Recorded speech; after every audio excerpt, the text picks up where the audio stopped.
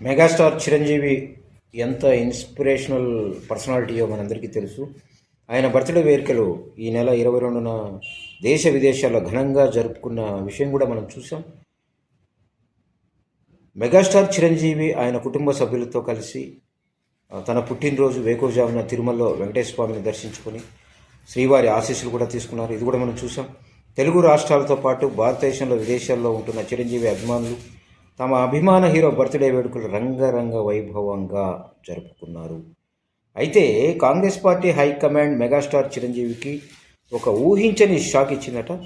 గతంలో hero Chiranjeevi Prajarajyam party స్థాపించిన తర్వాత ఆ పార్టీని కాంగ్రెస్లో విలీనం చేయడం చూసాం. ఆ తర్వాత హీరో చిరంజీవి యూపీఏ ప్రభుత్వంలో కేంద్ర మంత్రిగా కూడా పనిచేసిన విషయం కూడా తెలిసిందే. తెలుగు రాష్ట్రాలు విడిపోవడం, కేంద్రంలో ఎన్డీఏ ప్రభుత్వం అధికారంలోకి వచ్చిన తర్వాత మెగాస్టార్ చిరంజీవి ప్రత్యక్ష రాజకీయాలకు దూరమైపోయాడు. ఖైదీ నంబర్ 150 సినిమాతో చిరంజీవి సినిమాల్లోకి రీఎంట్రీ ఇచ్చారు. అప్పటి నుండి మెగాస్టార్ చిరంజీవి ప్రత్యక్ష రాజకీయాలకు దూరంగా ఉంటున్నారు. ఆంధ్రప్రదేశ్, తెలంగాణ 2 రాష్ట్రాలుగా విడిపోయిన తర్వాత కాంగ్రెస్ పార్టీకి చిరంజీవి పూర్తిగా దూరమయ్యారు. సొంత తమ్ముడు power star Pawan Kalyan Janasena party పెట్టిన తర్వాత అన్ని రాజకీయ పార్టీలకు దూరంగా ఉంటున్న మెగాస్టార్ చిరంజీవి ఆయన వరుసగా సినిమాలు చేసుకుంటూ వెళ్ళిపోతున్నారు.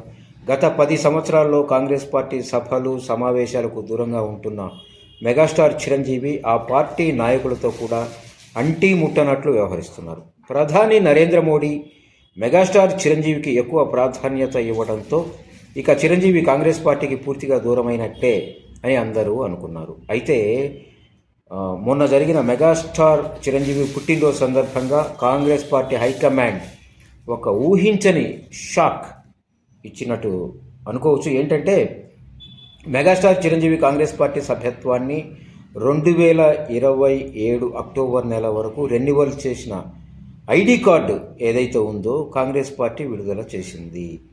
దీంతో మెగాస్టార్ చిరంజీవి అభిమానులు అందరూ షాక్ అయ్యారు. చిరంజీవి తమ్ముడు జనసేన అధినేత పవర్ స్టార్ పవన్ కళ్యాణ్ ఆంధ్రప్రదేశ్లోని కూటమి ప్రభుత్వంలో ఉప ముఖ్యమంత్రిగా ఉన్న విషయం తెలిసిందే.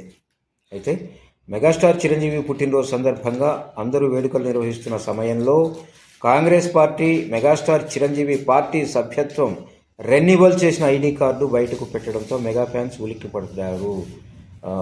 ఏంటంటే ఇప్పుడు ఆయన కాంగ్రెస్ పార్టీకి చెంది ఉన్నారా, మరి మోడీతో క్లోజ్గా ఉంటున్నారు, తమ్ముడు జనసేనలో ఉన్నారు. సో ఈ రెన్యువల్ చేసిన కార్డు ప్రకారం ఆయన ఇంకా కాంగ్రెస్లోనే ఉన్నారు అని కాంగ్రెస్ అధిష్టానం చెప్పదలుచుకుందా? చూద్దాం.